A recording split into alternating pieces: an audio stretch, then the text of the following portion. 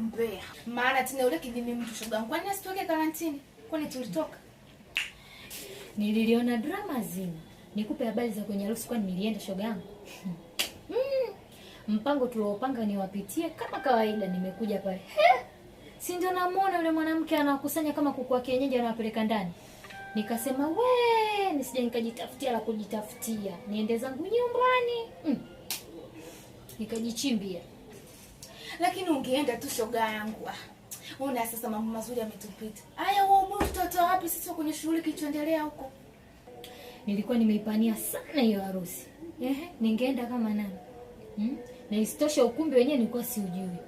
Kadi mnazo nyinyi na mmefungiwa ndani kama kuku. Haka.